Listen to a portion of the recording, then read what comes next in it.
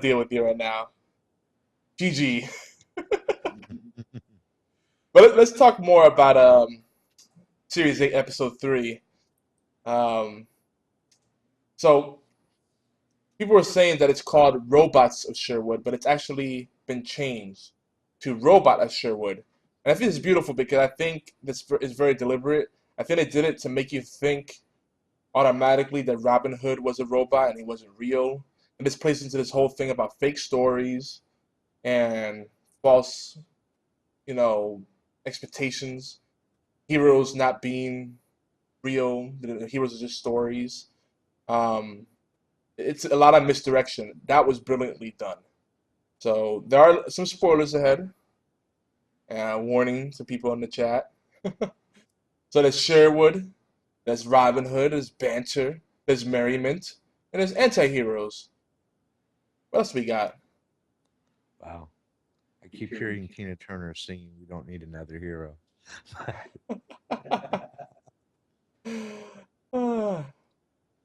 I need a hero.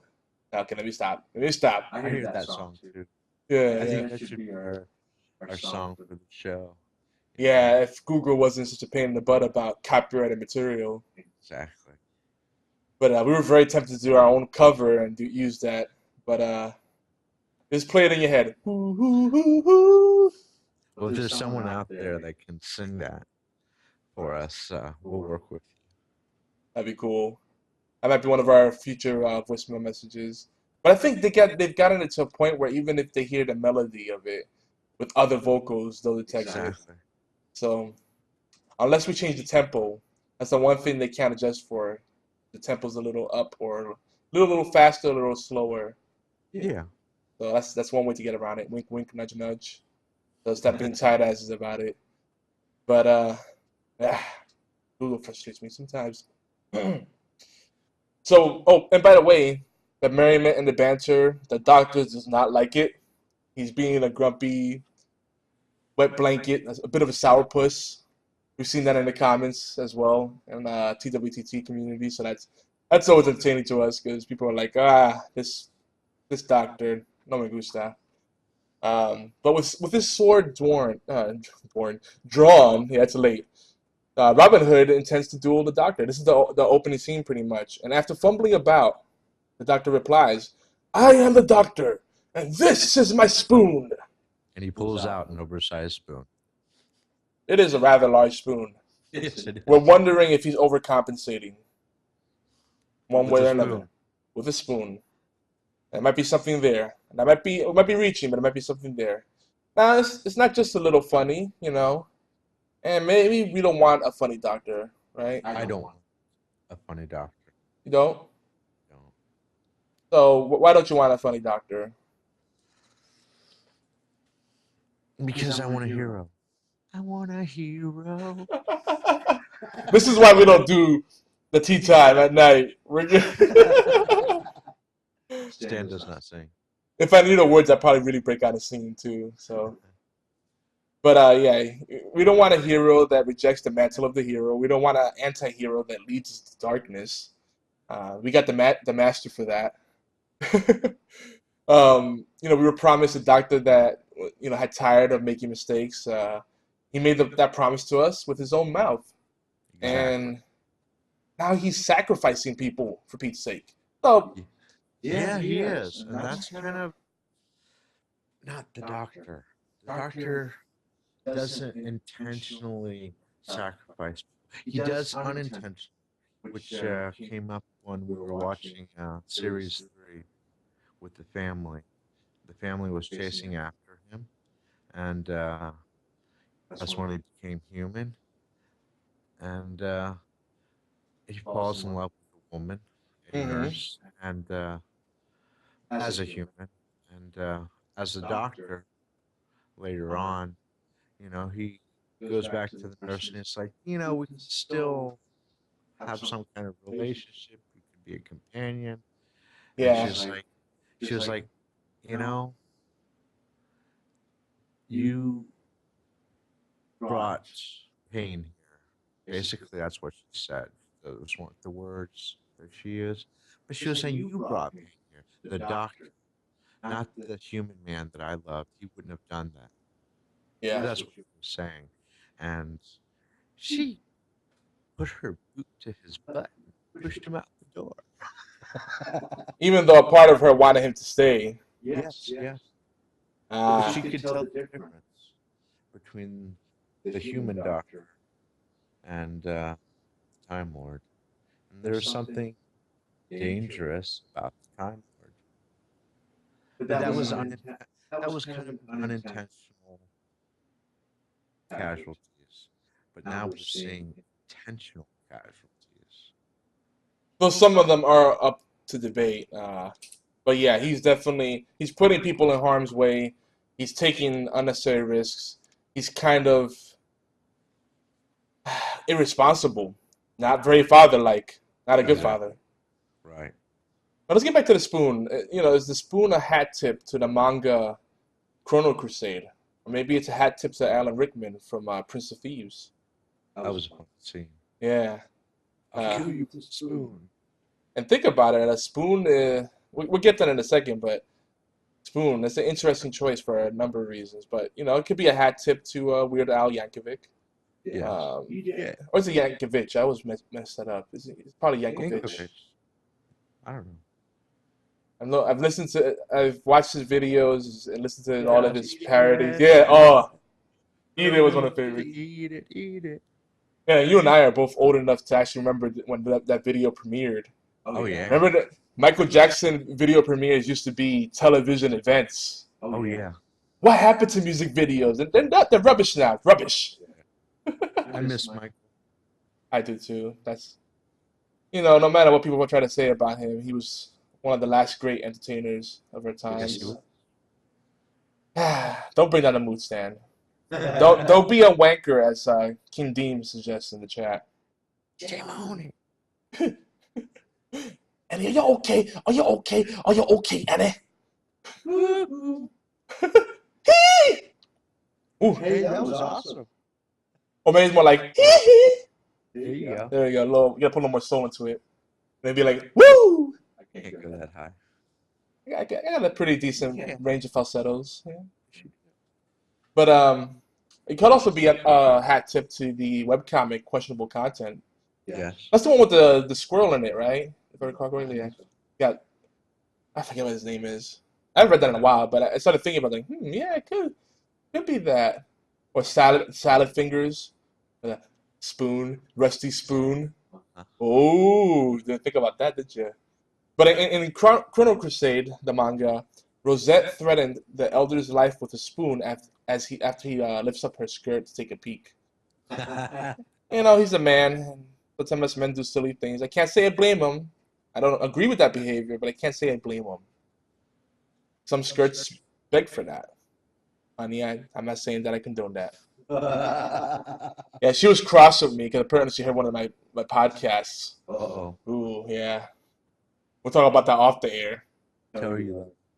I do. And he does. He's been talking about you all the time he's been here. I'm not making this up. And several times I looked at him and was like, you know what's awesome? You are in love with your wife. That is awesome to me. I love to hear happy stories. Yes, but she is a dangerous doctor herself. And it's funny because she does have a medical background. Stop while you're ahead. No, I'm just saying.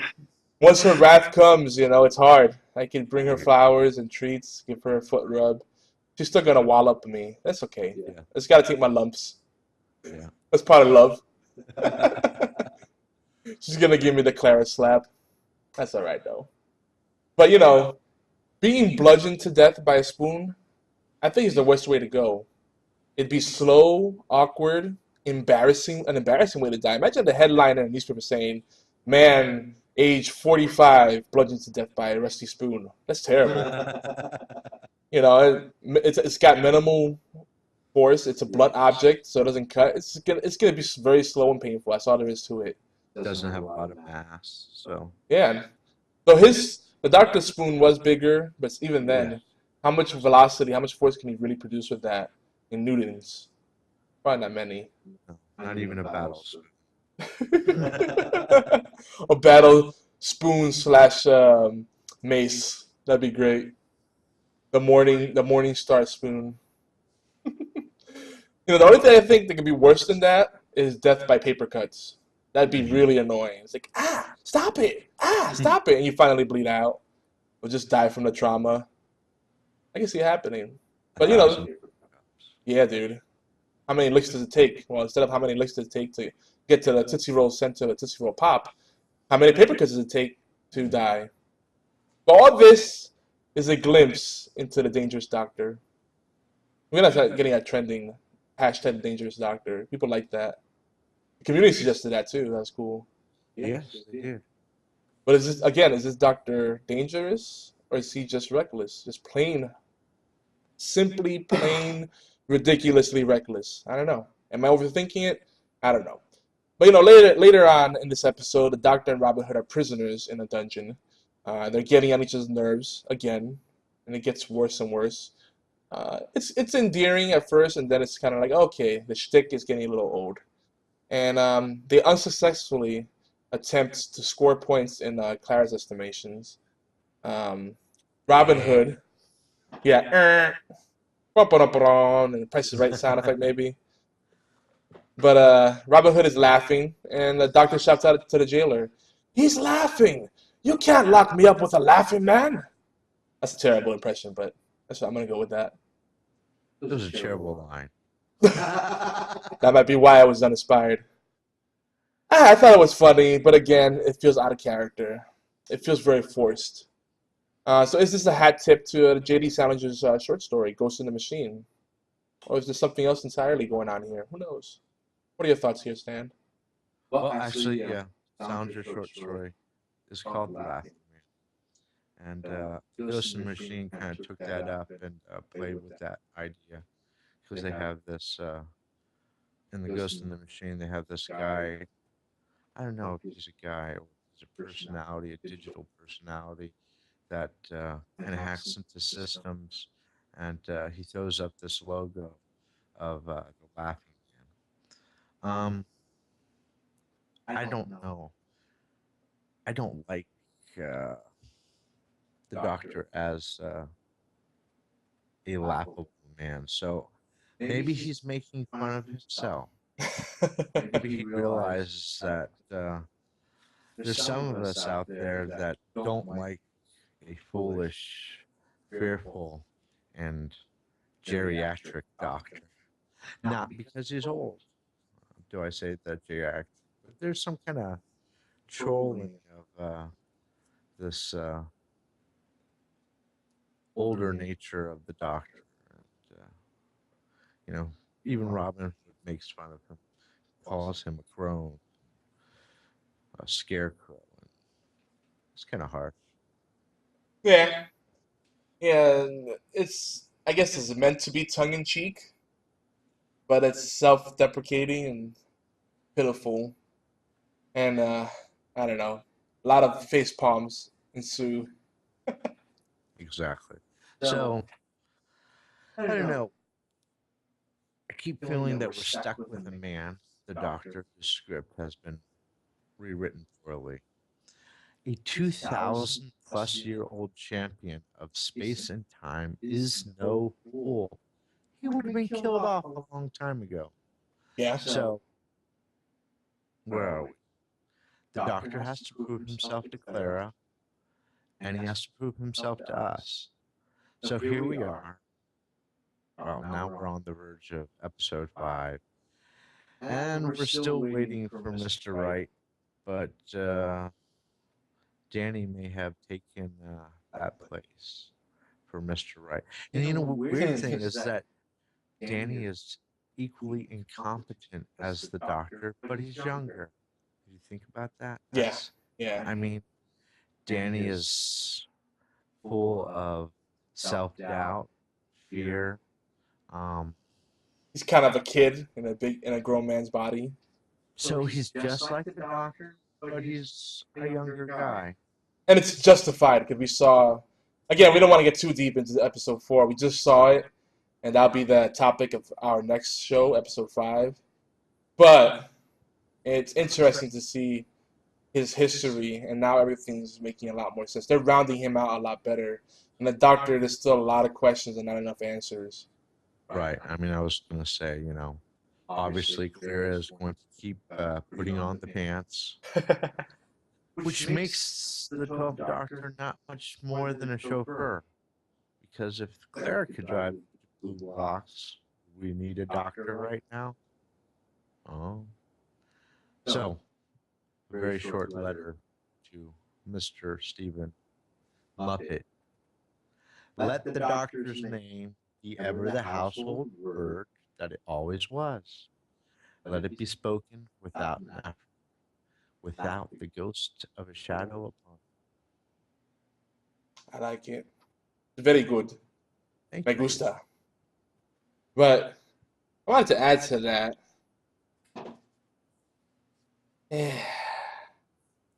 Go with it, bro. Well, there was never any prospect of the Doctor and Clara having romantic inclinations towards each Why other. is that?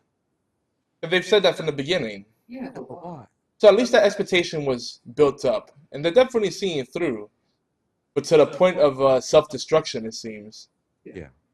There's nothing wrong with good old sexual tension. Why is it that, all right, I get it. We're tired of seeing flirting, and why does it always have to be a man and a damsel in distress? Or why does it always have to be about romantic interest? But that's human nature. We meet people, we get intrigued, we get attracted to each other. Even people that fool us with saying, oh, we're just friends. There's something there. I'm sorry, when a man and a woman that are of heterosexual orientation spend time together almost exclusively, something is going to be born of that, unless you have no soul. Exactly. So why is that a problem? So I get that. I know what you're saying, Stan. Why is it that they can't be flirty? Why is it they can't have a little fun and frolic? I agree. There's nothing wrong with that. And that's been part of the dynamic. It's not about being misogynistic or chauvinist. Right. I think it's just illustrating human nature. And there's been so many strong women on this show from the beginning. Yes. Sometimes they become damsels in distress, but you know what? Almost every companion has saved. They've saved the Doctor's bacon at some point or Yes, they other. have. So why are we having a problem with this? We shouldn't. Let's Right. move on. Okay, look what's happening now. We have a Doctor that's not manly because they want to really get away from anything that can make him attractive. I feel like they're trying to do. They're trying to troll him as a character, so no woman can possibly, you know, um, I'm lacking words Admire here. him. Admire him, perhaps glorify him. You know, they can't um, they can't see him as this bigger than life character, this larger than life character. He's just a regular person, or worse than a regular person. They're shoving him in the corner where he can feel all alone. And he's already lonely enough as it is. Yes, he is. So some interesting facts here I think we should speak to because they lend more insight into this episode and the series so far. Again, we already watched episode 4 of series 8, but we're continuing with as if we only watched up to episode 3 because we don't want to spoil episode 4 for those that haven't had a chance to watch it yet or listen to it or whatever you're doing, because people might be multitasking and listening to it in the background. That's a thing too. But we talk about the robot, not robots of Sherwood. I mean, we already spoke to that. How the singular was a good, narrative device to misdirect us. So that was cool. It put us in a different direction, a different mindset, and we were looking for something that wasn't going to come. Though about halfway, they kind of show you, okay, no, it's robots, but they said robots, so you wouldn't be waiting for that reveal. Well played, well played. This is a plot that was written. This story was written by Mark Gatiss primarily. I believe he was the head writer on it. He was credited as the primary writer on that episode, and I think there was 2 or 3 other people that helped out with it. But Stephen Moffat seemed to have the least to add on it because he was on the bottom of the list. So that's good. We already agreed that he should have more of a creative oversight role. That might be the best place to have him right now. Mark Gatiss, you might recognize him from Sherlock. He's written, I believe, 6 episodes for the 2005 revival series of Doctor Who. And amongst these is the quotable fan favorite, The Idiot's Lantern from Series 2, when David I Tennant. don't remember that. I vaguely recall it, but I know that I see a lot of memes where people are quoting that episode. So that's another one we have to come back to. And mind you, people have been saying we should also go back to like episodes like The Beast Below, um, Waters of Mars, Mhm. Nightmare in Silver. A lot of fan favorites out there, and a lot of Who to catch up on and re-experience, and that's part of the fun. Right now these series 8 episodes, they get better as you come back to them. But the bad part is you shouldn't have to come back to them to enjoy them the first time through. Right. Matter of fact, Stan, these a lot of these series 3 episodes you hadn't watched completely before. That's true. Yeah, I'd only seen fragments. So it was like the first time for you. You had to see it continuous. Uh-huh. That's cool. We had to experience that together, man. Yeah. And rewatching them, I had the same love, if not more appreciation for just how awesome the episodes were. And again, Series 8, we'll get there. I know it. I feel it in my heart, but the slow burn, it's a slow burn. The interesting thing about episode 3 is that apparently it was leaked. And that may explain why we saw a lot of social media buzz going about. People were tweeting out, "Oh, best episode yet!" And I think it was largely because of Robin Hood. I mean, you gotta love the Robin Hood story, whether it's weak or not. It was good, um, but not the Doctor Who we've come to expect. We're a little But spoiled. I could troll Muppet again and say he leaked it because he Oh, didn't want to generate the hype for an episode that was going to be disappointing. oops! We left this DVD. Not even reel to reel. We left the DVD. It wasn't a DAT tape or anything. It was a DVD laying around that says Episode 3, Robot of Sherwood. Do not Oops! leak. Do not leak. Please do not share this on Facebook, Twitter, and whatever else you do. Yeah, don't put this on BitTorrent. It might very well be true. There might be some truth to that joke. Um, Mark Gatiss has said that this episode owed a lot to The Princess Bride, and I saw the influence there. But you can say that about just about any kind of Robin Hood story or medieval tale. Um, Robin Hood Men in Tights, or whatever else you can think of. There's so many things out there. But there's something epic about the Princess Bride that's not captured in this episode because Wesley is a hero. Despite all the comedy and the weird, funny scenes and quotes out of that movie, and I love that movie, Yeah, Wesley is still a hero. You know, he's pursuing true love. It's awesome. yeah. And what is the doctor after? We don't know. That's what we need to know. The doctor needs to tell us what he wants. And then maybe we can all get behind him. I don't think he could give us clear answers because he does not have them himself. So that's an That's a issue. problem. That is That's a very much a problem. I softened it up. I said it's an issue, but it is a problem. problem. It's gone beyond the realm of challenge. It's a full blown problem. And again we come back to the fact. And by the way, a lot of folks have mentioned in the community that they feel this was a failed tribute, and we'll see that in the comments shortly. Again, the 12th Doctor does not like bantering. He said that's exactly from a quote. Bantering. They're bantering. And he doesn't like merriment. Yeah, he's so bitter. He's a salty dog. Stan, I know how you feel. Why is he playing the fool? I don't know.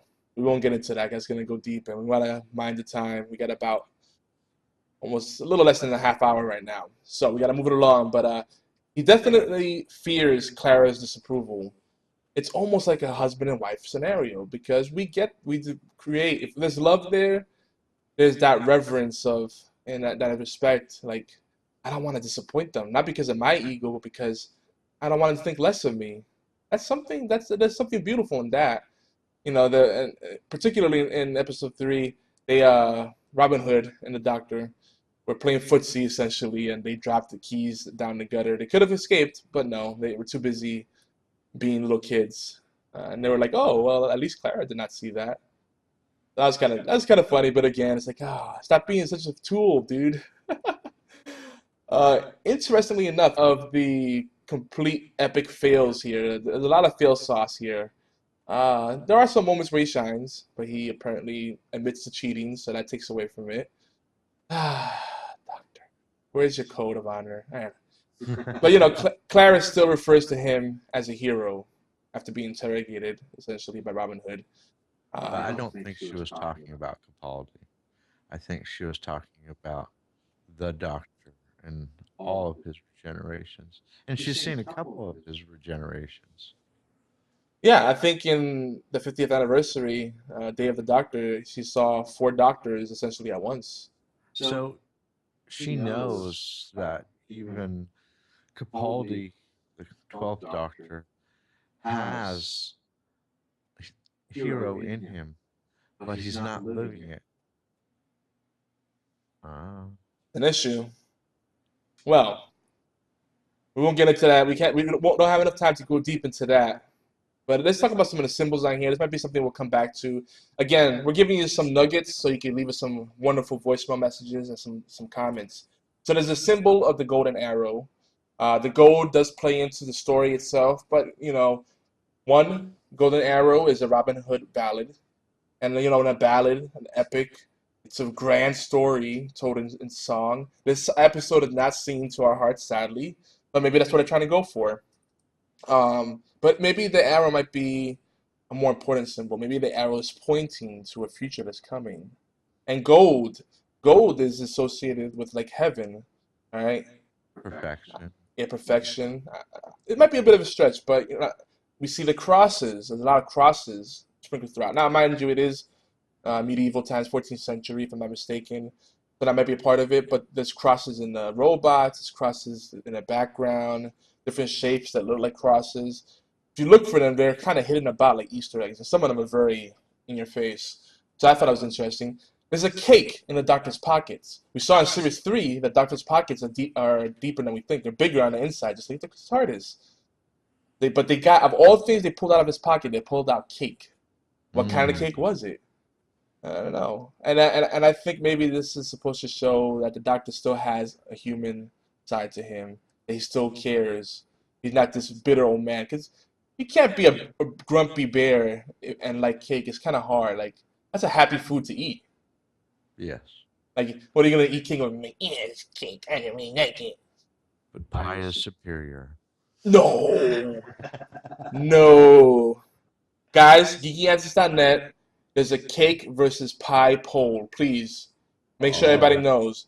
Because I will argue that custards that come in the form of a cake or pie are in the cake family. Therefore, since flan and sometimes cheesecake are of superior quality, cake wins.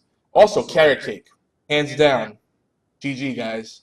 if you're a fan of, I think it was Weeble or Weebly, you'll be a pie fan. Pie. Oh, yeah, the Weeble. That's the guy that also writes, that did the horse song. This is Oh, my really? horse. Look at that. Little call back to something else we've done on other shows. But yeah. So cake is OP. What else we got?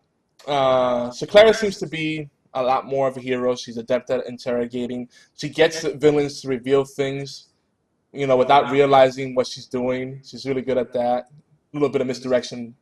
She's doing that herself. And I think she's starting to become endearing. And it's sad because we're kind of rejecting the doctor, and we're like, Clara, yeah, just see more Clara. She's growing on us. She is, and she's As easy long on the as, eyes. She's easy on the yeah, eyes. as long as she doesn't slap the doctor, I'm good with that. Okay, I agree with that. I concur. Here's another wonderful quote: "History can be a burden, but stories can make you fly." I'm sorry, stories make you fly. They make you fly. There's no arguing there. They make you fly. You like that? I like that. And I think it's a bit of a callback to when Matt Smith said something about how we are stories, and then he ended with the quote with "Make it a good one. Make your story a good one." Note to Muppet. Make it a good one. Yeah. No Missy. No Missy Yeah. on episode 3. That was interesting. Maybe it was because no one sacrificed themselves, and it seems to be what brings up Missy. I won't spoil it too much more for those that are still behind a little bit. Is this the TARDIS at work again? Hmm. I'm not gonna talk about it too much. I'm just gonna dangle that fruit there for you guys. Um, there were major spoilers at the end of episode 3, like any other episode, and they showed us that Danny Pink is coming back. We saw that already because we got to see the episode. Um, the boogeymen, they're creeping from the darkness. Oh. All right, let's not get into it. Let's not get into it. So major themes so far in series 3, and we're about to get into more comments and feedback and all that good stuff. We're getting a little better on time now, so we're caught up. But major themes that I think we really need to talk about more. We have to keep talking about this because they are coming back. We see soldiers, we see heroes, we see legends and stories, Dreams, dreams, fears. dreams and fears. Absolutely, loneliness. Yes. We see how loneliness impacts at least 2 characters that come to Yes. mind. Trying to think who else. Might be a third one, perhaps. Oh yeah, that one we should definitely talk about. It's the easy one to talk about because by now, hopefully, everybody saw episode 1. The T Mhm. Rex, she was lonely. Oh man, that was such a sad thing. The Yeah, poetic T-Rex. that She was was. alone, and lost, and afraid. See, they could have played that up so much more too. It They felt, could have. it felt too soon when they.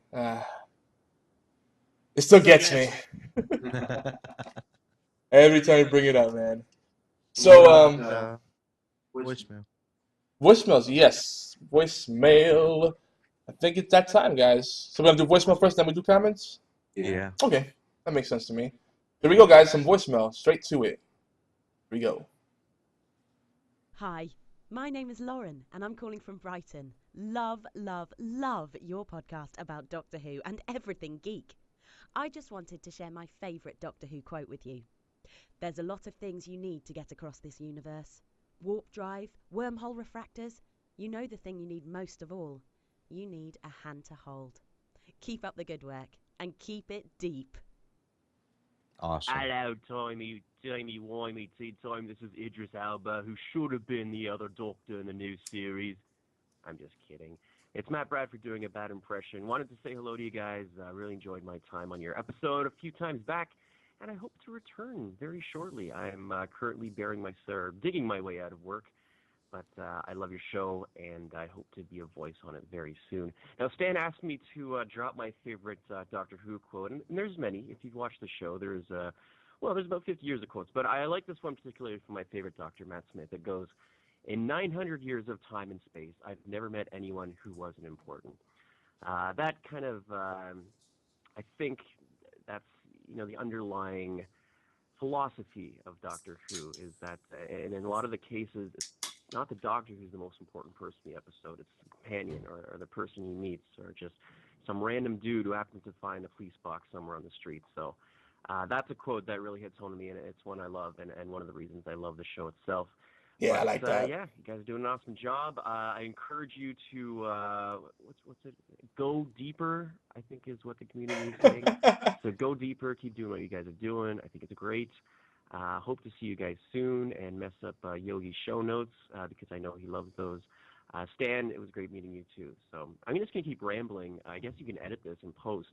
I know you guys have a long show, so hey, maybe I can just talk to myself. No, you know what? I got to get back to it. So I'll see you guys soon, and bye. Go deeper. There's nothing like the timey-wimey tea time. Most Doctor Who podcasts are all about trivial details, time-killing banter, and, well, meaningless enthusiasm. I like the questions you guys are asking. They're intelligent, provocative, and manly. So what can the Doctor teach us about ourselves? About fatherhood? About friendship, manhood, and being a hero? So anyway, keep going deep. What you waiting for, Puddins? Hi guys, hello Whovian brothers and sisters.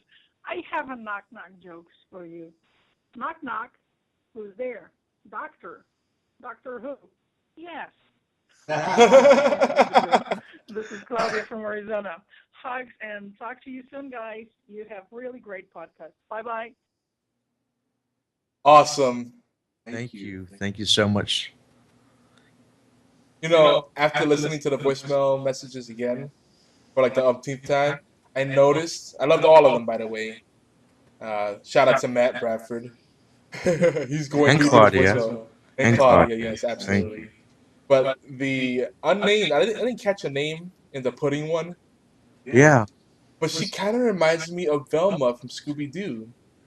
Interesting. Okay. Did you pick up on Well, that? she has a great voice, and it sounds like it's a character. I just don't know which one it is. Yeah, I don't know if it's a natural voice Hmm. or if she's getting into character. Either way, it's awesome. It is. I hope she keeps calling back. Yes, because I get a very sexy geek vibe. Like I thought Velma was sexy. Like everybody like Daphne or whatever her Mhm. name was, but Velma, which is interesting because I like the redheads, but Velma was sexy geeky. Especially in the movies, they played her up a lot more. It's like, whoa, Velma, hey girl. Hmm. And so I like that. It's good stuff. People get into character there. But Dan, you take over here and read some comments for us from All YouTube. right. Start with Barbara Martin. Can you read some of your flash fiction on the show, Yogi? Well, we talked about this already, so we're thinking there's gonna be bonus episodes dedicated to that, so we could go deeper on the writing. Yeah. Read it and then talk about what was on our mind as we wrote it, the process behind it. I think sometimes that's even better than just reading the text. Where were you in your life at that time? What's your creative process? Yeah. That would be helpful, I think. Yeah. So, what influenced you? What are your inspirations? That'd be cool. Yeah. Definitely. And that was part of the plan. So I'm glad that people see where we're going with this. They're on the same wavelength. Awesome. You gonna do the next one? Sure.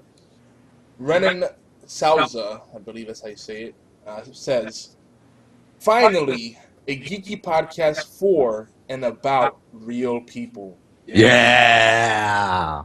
I'm gonna give a big heck yes to that. That's totally the feels that we are going for, folks.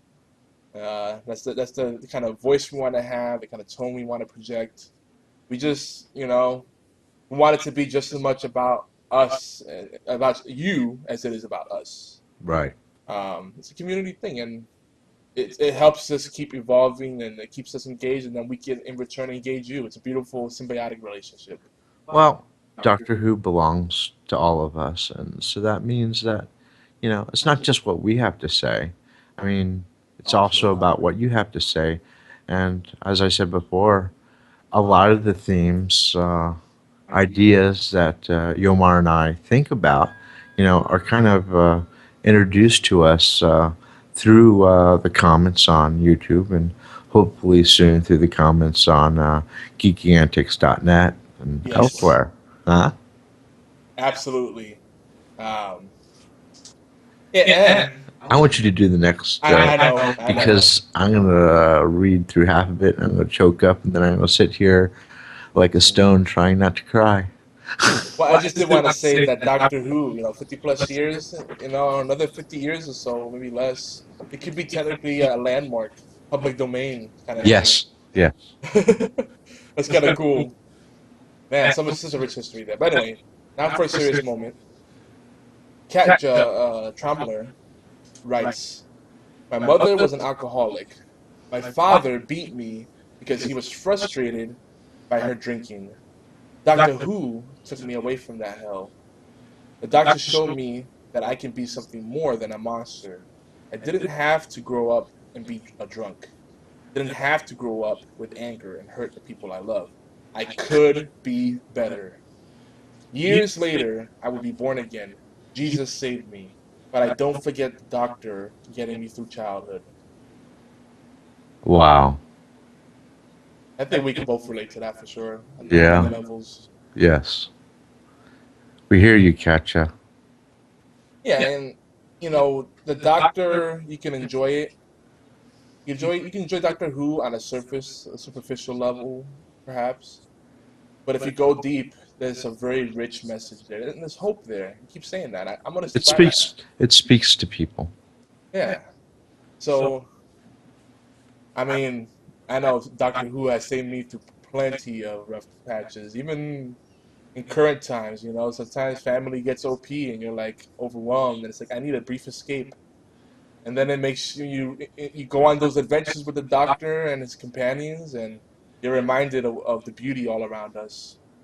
Yes, and maybe you find a better place in yourself. Yes. So I definitely feel that that's awesome. All right, so Supermix. He writes, Robots of Sherwood, failed tribute to Robin Hood, Men in Tights, and The Princess Bride. So we're talking about this already. Yes, we did, and we agree. I do. Yeah, but I don't measure it as a tribute. I see the influence there, but I try to judge it on its own, and I enjoyed it. It's a fun romp. They gave us a lighthearted episode early in the season rather than midway. So I think they're getting the filler out of the way. I think they realize the pacing has to pick up, and I feel already from episode 4, I can feel that they're picking things up and they're getting a lot more serious. So they have to because they can only dangle the carrot for so long. Right. As much as I love carrots, I prefer them raw rather than stewed. Gonna put that I out hear there, unless they're in curry. That was delicious, by the way, you. Stan. Thank you. He made a wonderful feast for us, and then I made a wonderful feast. I don't know if I Yes, you mentioned did. this. The studio Faryna has been smelling very delicious, very spicy and festive. All right, last comment from YouTube for the night. Yes, it is nighttime right now. We're having tea time at night. Belinda Derry writes, "You guys raised the bar for geek culture. A plus. Yeah. A plus. So we got in the 2 thumbs up. We got in the 2 sonic screwdrivers up, Yep. and we got a letter grade now. Fantastic. I gotta get a sound bit for Chris Eccleston. Just play that. Oh. Fantastic. That'd be funny. Yeah, that would be great. We'll try not to abuse the soundboard too much. And real quick, some birthdays today. Doom Plague over in the All Games community has a birthday today. Just caught that on Skype. Skype's useful sometimes. So shout out to you, man. And shout out to RC. You know who you are. Good buddy of mine. Anyway, so let's move on. We got a good, Soft kitty. yes. I just want to say we got a good 10 minutes, let's say, before we have to do plugs. 9-10 minutes. We got just enough time to really give the Soft Kitty song contest some time. We're going to talk about the rules of engagement and then play some of the messages for you. I do want to mention, before I forget, that we do have caller ID on the voicemail. So if you call in, we'll know your phone number. That's not a threat. It's That's not a threat. If hopefully everybody is cool with that. If you leave a Soft Kitty message, we're gonna assume you're entering the contest and not just doing it for funsies. So we may call you if you win on your phone number if we don't have your name, something to tie into our forums or our email list. We have the mail subscription form, wink wink, nudge nudge, or your Twitter. We need something to connect with you, or Facebook. We have our Facebook page, facebook.com/geeky antics. If we don't have some way to connect with you virtually online, you might get a call from Stan and I, and we'll try not to creep you out. It'll be warm and friendly. It'll be something like, "Hey, this is Yomar And Stan. from TWTT. You won!" Yeah. Like Publishers Clearinghouse. Oh. So what do you got, Stan? Give everybody deets. All right. So, as I mentioned in previous episodes, Yomar is having a little trouble getting to sleepy time. So we're asking you to help him out by singing Sheldon Cooper's favorite lullaby, Soft Kitty. That's Sheldon Cooper from Big Bang Theory. Call in and sing your best Soft Kitty in the Geeky Antics voicemail. 3 Soft Kitty singers will win an epic Hearthstone plushie pillow. You, the audience, will choose the winners on or before October 25th. When you call in to sing, you can leave us your name, email address, Twitter URL, or Geeky Antics username. Don't worry, we won't go public with it unless you give us permission. So call in, sing your soft kitty at 1-206-415-4987. Again, that's 1-206-415-4987. And if you're calling from overseas, and we've actually gotten some submissions from overseas, I think you need to dial a 00 before the 1. If you don't know the lullaby, go to YouTube and search Soft Kitty Song Big Bang Theory. All right. And without further ado, here are the entries thus far. You ready, Stan? I'm ready. I love this. Here we go. Hey, how you doing? This is Jimmy Hill from Vero Beach, Florida. I have a message for you. Soft kitty, warm kitty, little ball of fur, happy kitty, sleepy kitty, purr, purr, purr. Soft kitty, warm kitty, little ball of fur, happy kitty, sleepy kitty, purr, purr, purr. Soft kitty, warm kitty, little ball of fur, happy kitty, sleepy kitty, purr, purr, purr. All right, thanks for listening. Goodbye.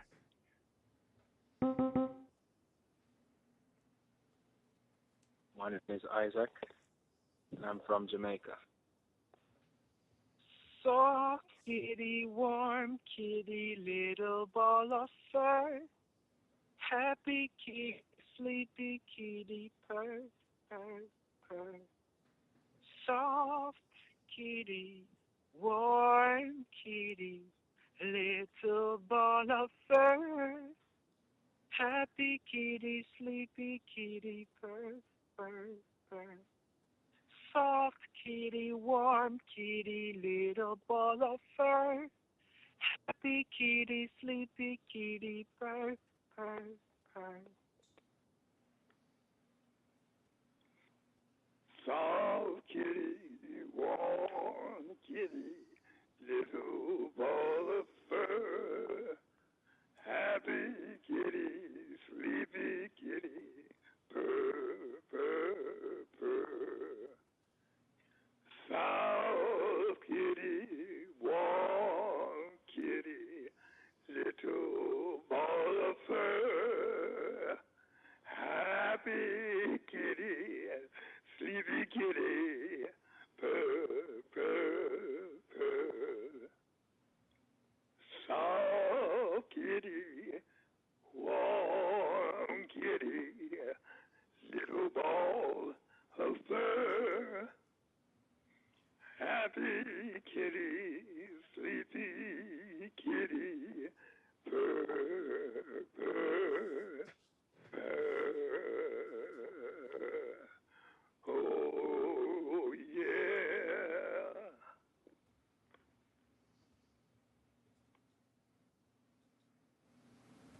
So we got some appreciation in the chat about the voicemail messages, and they enjoyed the soft kitty submissions. So keep them coming. We had Louis Armstrong come back from the dead. We had someone giving us like a slight, almost reggae interpretation with a Michael Jackson sound to it. I like that. Yeah, I like that. Then we had a little bit of R&B flavor, kind of in the beginning.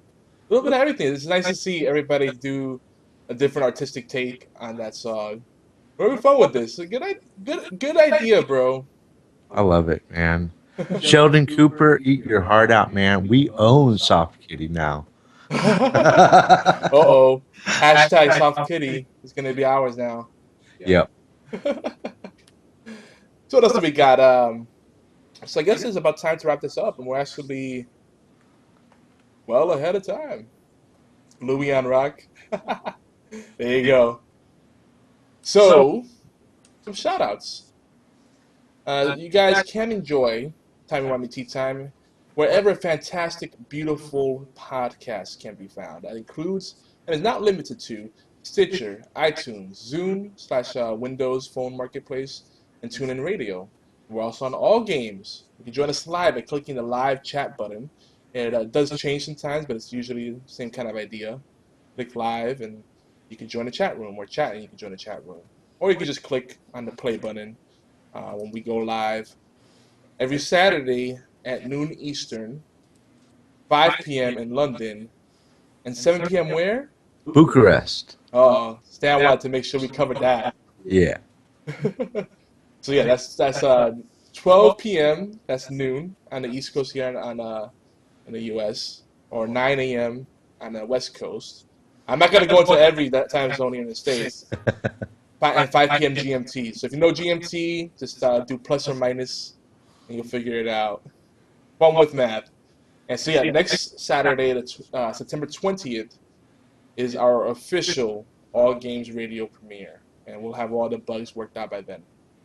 I'm 99% certain it'll be good. Awesome. In that aspect, it'll be awesome content, audio quality. So I'm gonna have to get busy this week. Get ready for that. Tell your friends. Make sure you also come to geekyantics.net, spread the love, leave some comments for our creative engineers, our Twitch streamers, our show and slash podcast hosts, and the rest of the gang.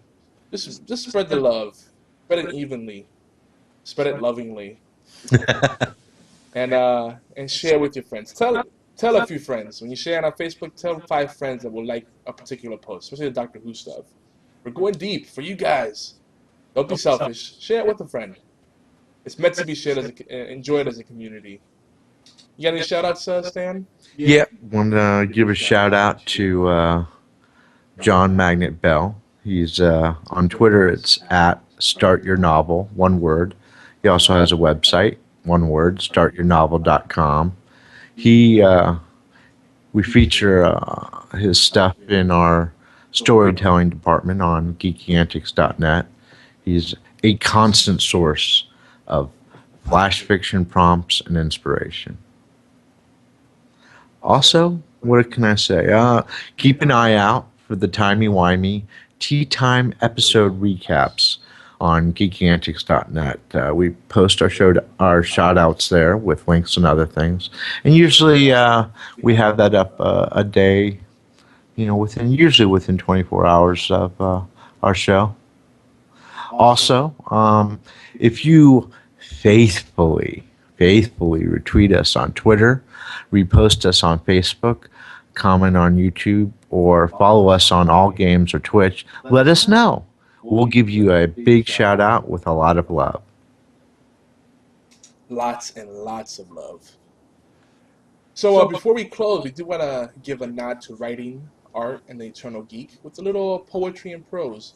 Now, this piece is something I kind of threw together. It just kind of entered my heart, and I was like, I got a story here. This is how the Doctor speaks to me. So, there was a man who lived well beyond any human's years, yet he loved, feared, and pondered much like any human would. He saw the world through a child's eyes. To him, there was beauty at every turn, both time and space, seeking out and protecting this beauty. Awesome. What you got for us? Oh man, I'm gonna go dark again. Uh-oh. So I'm closing on a dark note, but I wanted to share the eulogy made on the season finale of HBO's TV show The Leftovers. So you have Mapleton Police Chief Kevin Garvey, and he's standing over the corpse of Patty, who was the former leader of the cult, Guilty Remnant. She actually had committed suicide, kind of to mess up his life. So he's standing over her dead body with Eccleston, who plays the role of, I think, an Episcopal priest. And Eccleston kind of encourages and more insists that he reads from the Book of Job. And Garvey is reluctant, but he does it. And the passage that he reads, that Eccleston has him read, Job is speaking of God, and he's doing it in the face of losing everything. So he's speaking about God, and his children are dead. Everything he has is gone. I mean, his wealth is gone. And even his friends, they're mocking him. So here's a passage. But if I go to the east, he is not there. If I go to the west, I do not find him. When he is at work in the north, I do not see him. When he turns to the south, I catch no glimpse of him. But he knows the way that I take. When he has tested me, I will come forth as gold. My feet have closely followed his steps. I have kept to his way without turning aside. I have not departed from the commands of his lips. I have treasured the words of his mouth more than my daily bread. But he stands alone. And who can oppose him? He does whatever he pleases. He carries out his decree against me, and many such plans he still has in store. That is why I am terrified before him. When I think of all this, I fear him. God has made my heart faint. The Almighty has terrified me. Yet I am not silenced by the darkness, by the thick darkness that covers my face. That's a heavy note to end on. It is. So the doctor that sought even secretly to imitate God in pious celebration would be a dangerous, wonderful doctor indeed. Note to Muppet. I'll also add to that whether, regardless of how you feel about the Bible, whether you see it as a fictional work or a spiritual handbook, or one of the greatest literary works ever done, that is beautiful, beautiful poetry, and wonderful lessons to be had there. Most importantly, let's reflect upon how we often act as if we're experiencing troubled times. We humans these days tend to be so wussified. We get hit by the slightest inconvenience and we're whining about it. Right. And there's people that have it far worse than us. There's always someone who suffers more than us. And our beliefs, our faith, our principles are shaken by the slightest deviation from what our intended plans are, because we desperately hold on to this false notion of control. And control, folks, is an illusion. Sure it is. Do not fool yourself. And it makes us trying to control everything all the time. It actually leads to more problems. Yeah. Things fall apart even worse. Yeah. So, I love Job because that man had his faith tested in the most extreme ways possible. His family taken from him. Didn't he start getting boils at one point? Yeah, he did. His boils covered his entire body, and they itched so bad that he scratched himself until he was bleeding. Everywhere, not just like one place, but he was bleeding all over his body because he scratched so hard.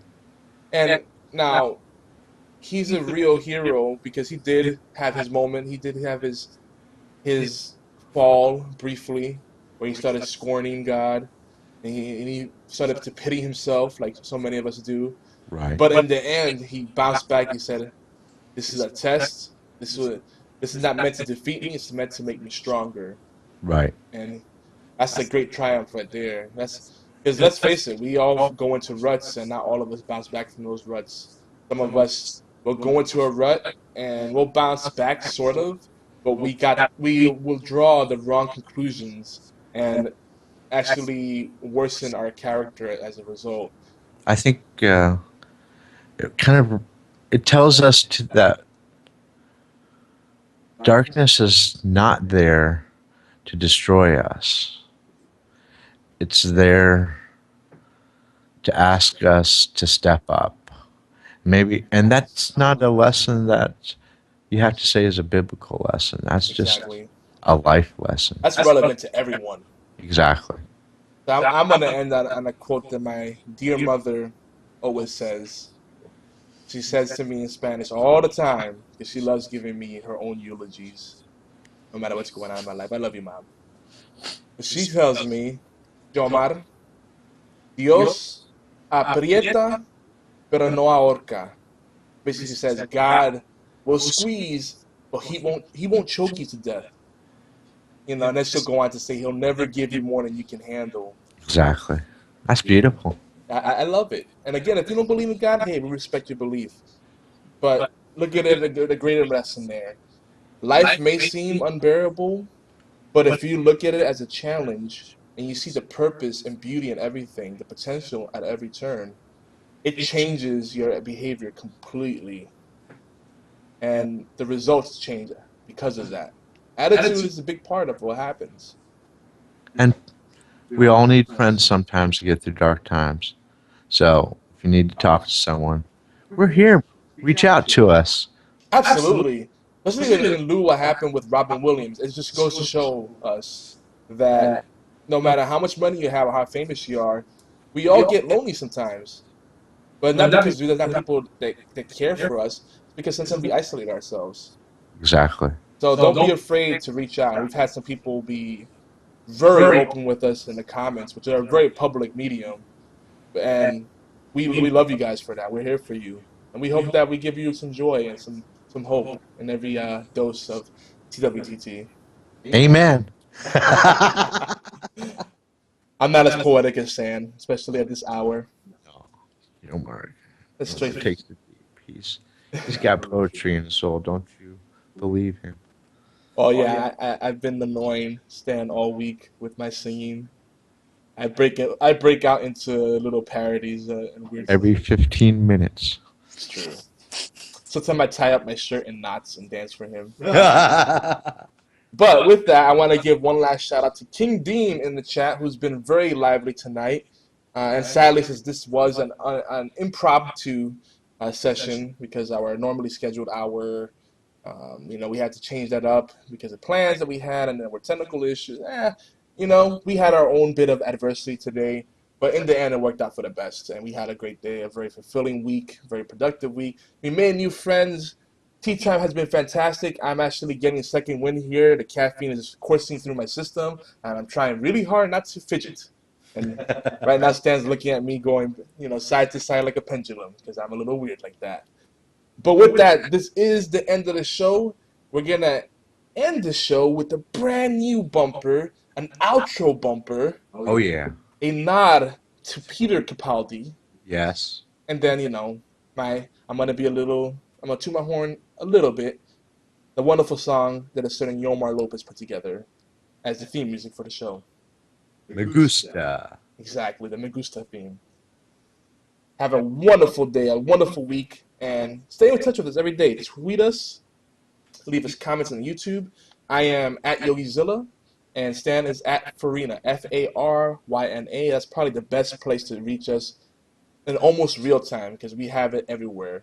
We have Twitter, actually a Twitter app ingrained in our hearts, and it gives us a mini heart attack if we don't reply right away. It's like a time bomb. But anyway, we're out of here. Take it easy, guys. Good night.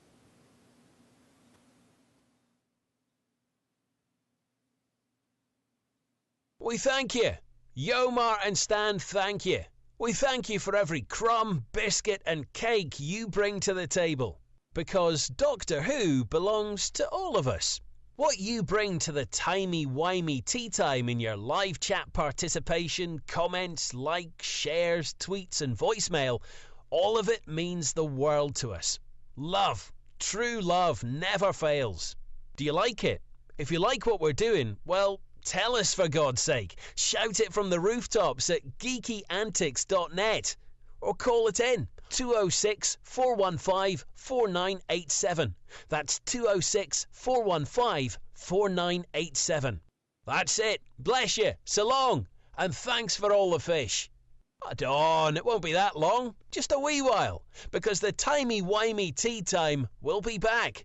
We'll return next Saturday with fresh insights, questions and epiphanies about Doctor Who. And heck yes, everything geek. Maybe same bat time, absolutely the same bat channel, every Saturday. Timey-Wimey Tea Time.